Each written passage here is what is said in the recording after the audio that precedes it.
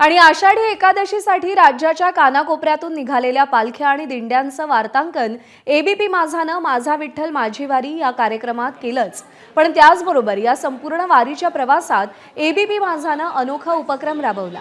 ज्या भाविकांना थेट पंढरीला जाऊन विठुरायाचं दर्शन घेता आलं नाही, आपली इच्छा विठ्ठलापर्यंत पोहोचवता आली नाही, त्यांच्यासाठी एबीपी माझानं संपूर्ण वारीच्या प्रवासात एक इच्छा कलश ठेवला होता। या वारीच्या वाटेत हजारो भाविकांनी इच्छा कलशातून आपल्या इच्छा पंढरपूरच्या पांडुरंगापर्यंत पोहोचवल्या। तो इच्छा कलश एबीपी माझाच्या कार्यकारी संपादक सरिता कौशिक आणि सोलापूरचे पालकमंत्री जयकुमार गोरे यांच्या हस्ते आज पंढरपूरमध्ये विठ्ठलाच्या चरणी अर्पण करण्यात आला।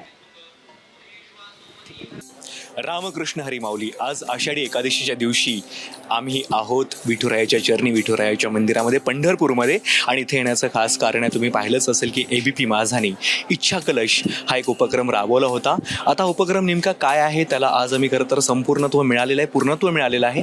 तो इच्छा कलश काय होता, हा उपक्रम काय होता, हे मी एबीपी माझाच्या संपादक सरिता कौशिक यांना सांगण्याची विनंती करेन। मॅम, आपण हा जो उपक्रम राबवला तो नेमका काय होता, काय सांगाल त्याबद्दल? खरं तर संपूर्ण वारीच्या दरम्यान आपण एबीपी माझाच्या वतीनं माझा विठ्ठल माझी वारी हा उपक्रम राबवत असतो।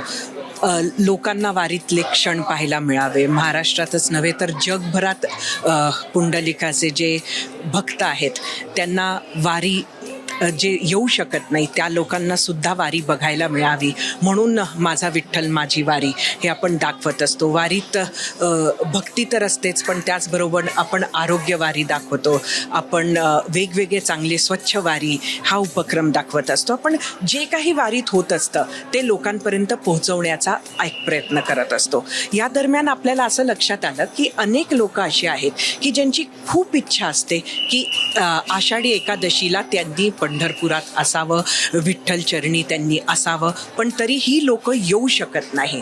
आणि मग अशा लोकांसाठी म्हणून आपण इच्छा कलश हा वारीतून फिरवत असतो। आपापल्या इच्छा लोक त्या कलशात टाकत असतात आणि आज प्रातिनिधिक स्वरूपामध्ये आम्ही इच्छा कलश इथं आणला। मी खास आभार मानेन सोलापूरचे पालकमंत्री जयकुमार गोरे यांचे, ज्यांनी सुद्धा वेळ काढला त्यासाठी आणि लोकांच्या इच्छा ईश्वर चरणी अर्पित करण्यासाठी आपल्याला एबीपी माझाला सहाय्य केलं। खरंच तुमचं खूप स्वागत आणि खूप धन्यवाद। जसं मॅम म्हणाल्या तसं की या इच्छा तुमच्या मार्फत आणि तुमच्या सर्वांमार्फत या विठोबा चरणी पोहोचलेल्या आहेत। या उपक्रमाबद्दल तुमच्या आत्ता काही भावना आहेत? एबीपी माझानं वारी जगामध्ये पोचवण्याचं काम करत असताना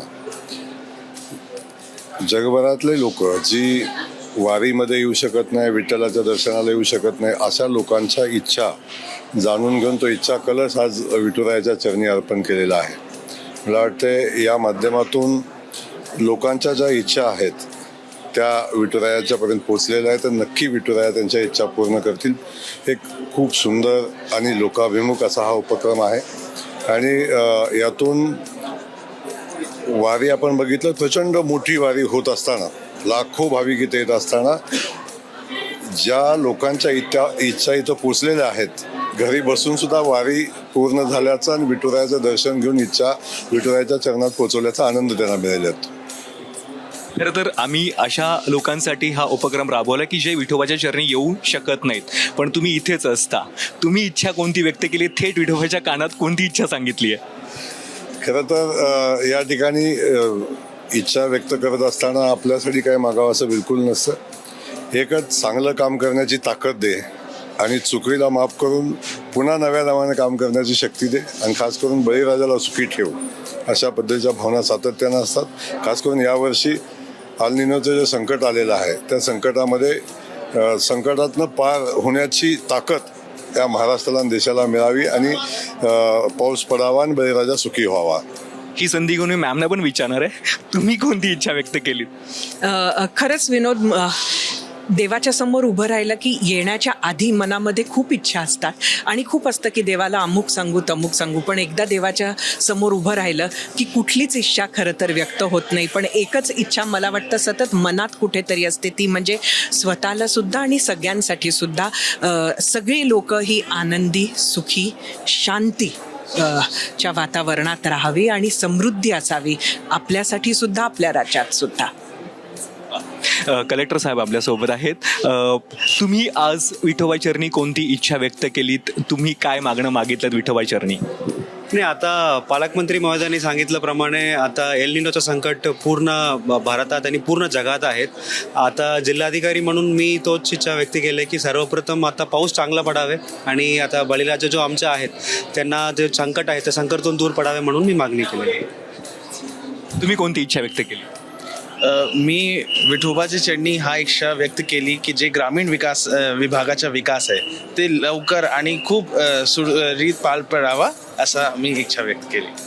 तर उत्तम महाराष्ट्रासाठी, महाराष्ट्रातल्या प्रत्येक नागरिकासाठी आणि उज्ज्वल भविष्यासाठी प्रत्येकानेच मागणं मागितलं आणि अर्थात ते मागणं विठोबा सगळ्यांचा लाडका आहे तो अर्थात मान्य करेल आणि बळीराजाचं राज्य येईल. त्याचबरोबर उत्तम पाऊस, पाणी आणि पीकसुद्धा येईल आणि या इच्छेचं आज या कार्यक्रमात इथेच थांबतोय. पाहत रहा ABP माझा.